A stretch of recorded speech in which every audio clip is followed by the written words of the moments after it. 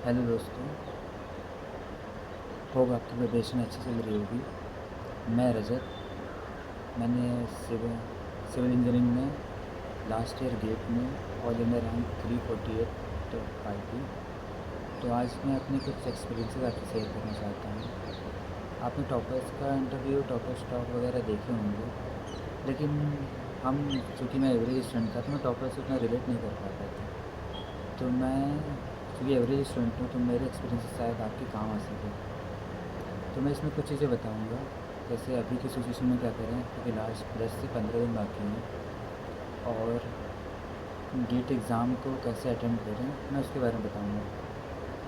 तो चूँकि लास्ट 10-15 दिन बाकी हैं, तो इस सिचुएशन में इस समय मेरा केस ऐसा था कि मेरे कोल्डन टेस्ट बाकी थे।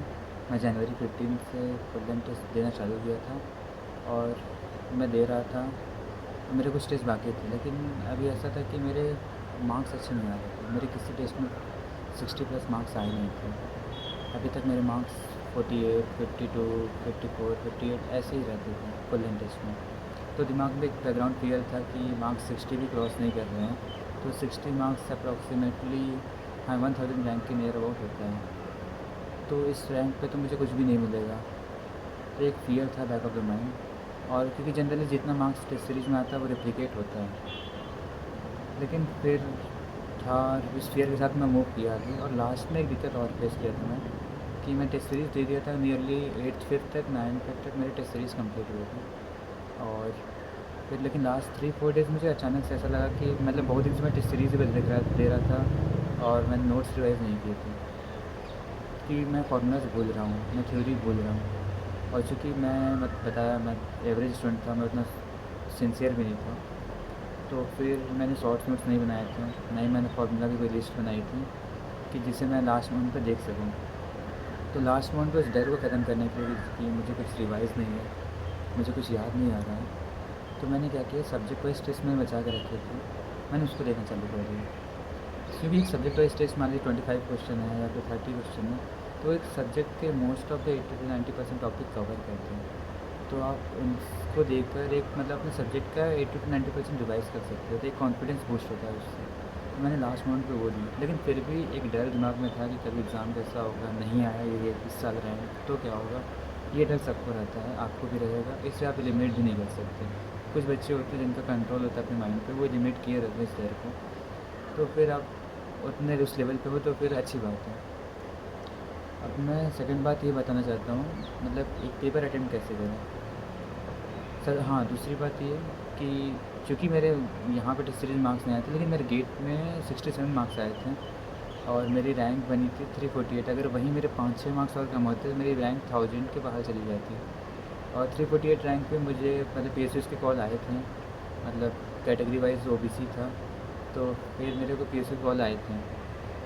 मैंने एआईएल का इंटरव्यू भी दिया था।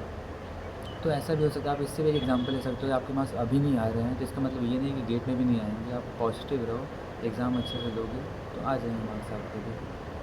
अब एग्ज़ाम के दिन कैसे एग्ज़ाम को अटेंड करें, तो सबसे पहली बात है, देखिए जो टॉपर्स होते हैं वो 90 to 95 परसेंट क्वेश्चन अटेम्प्ट करते हैं, कुछ पूरे भी अटेम्प्ट करते हैं। तो मैं वैसा नहीं था, और नहीं मैं आप मतलब उनके लिए एडवाइस दे रहा हूँ। तो मेरा केस ऐसा था कि मैं जनरली 45 to 50 क्वेश्चन के अटेम्प्ट कर पाता था टेस्ट सीरीज़ में भी, और मुझे पता था इसी रेंज में वहाँ पे अटेम्प्ट होंगे।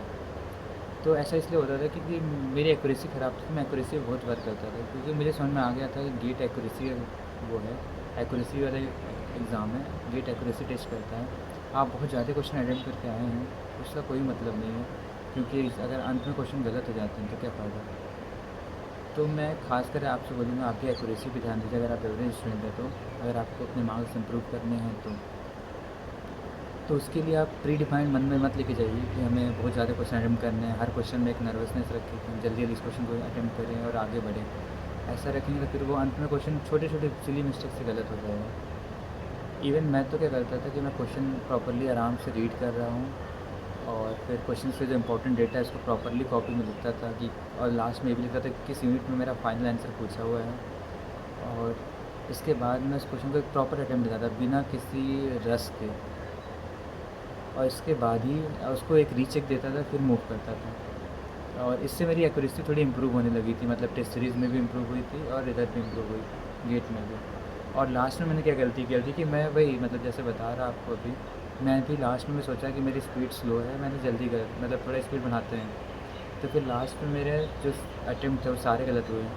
मतलब कोर में मेरे नंबर 60 आए थे और एप्टीट्यूड में मेरे 15 में से 7 मार्क्स ही बने थे, क्योंकि मैं लास्ट में एप्टीट्यूड अटेम्प्ट किया था और बहुत ही मतलब नर्वसनेस में किया था, जल्दी में।